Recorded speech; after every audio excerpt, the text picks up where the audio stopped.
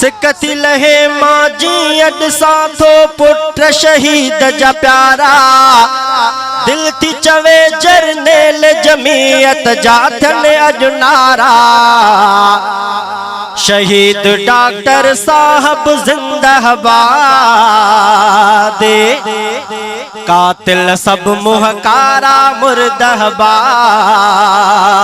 सागी सूरत सागी सीरत साग्या जोश जज्बा सागी सूरत सागी सीरत साग्या जोश जज्बा शेर जपुट सब शेर ही थेंदा हरगिज मोर न मटबा शेर जपुट सब शेर ही थेंदा हरगिज मोर न मटबा शहीद डॉक्टर खालिद जिंदाबाद कातिल सब मुहकारा मुर्दाबाद सिकती लहे माजी अड साथो पुत्र शहीद जा प्यारा सिकती लहे माजी अड साथो पुत्र शहीद जा प्यारा दिल थी चवे जरनेल जमीयत जाथन अजनारा शहीद डॉक्टर साहब जिंदाबाद कातिल सब मुहकारा मुर्दाबाद हर महफिल जो मोर होयो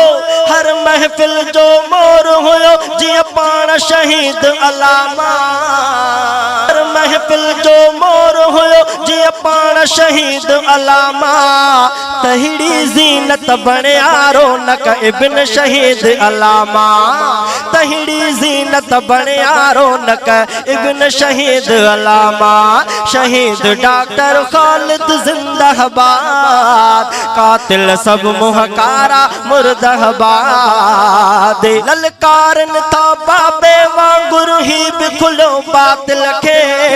ललकारन था बाबे वांगुर ही बिखुलो बातिल खे हाणे जल्दी गोल लधो तो असली हो कातिल खे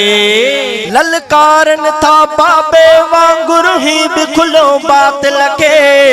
इंशा अल्लाह गोले लहंदा असली हो कातिल खे इंशा अल्लाह गोले लहंदा असली हो कातिल खे शहीद डॉक्टर साहब जिंदाबाद कातिल सब मुहकारा मुर्दाबाद सिकती लहे माजी अड साथो पुत्र शहीद जा प्यारा सिकती लहे माजी अड साथो पुत्र शहीद जा प्यारा दिल थी चवे जरनेल जमीयत जाथन अजनारा शहीद डॉक्टर साहब जिंदाबाद कातिल सब मुहकारा मुर्दाबाद कारी गुलाम मुर्तजा कारी गुलाम मुर्तजा हर वेल उन्हनि ले दुआ गो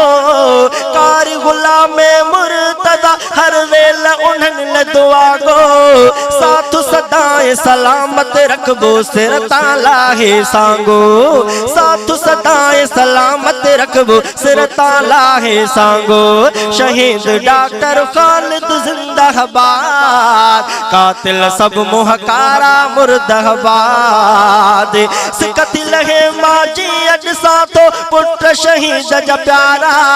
दिल थी चवे जरनेल जमीयत जाथन अजनारा शहीद डॉक्टर साहब जिंदाबाद कातिल सब मुहकारा मुर्दाबाद।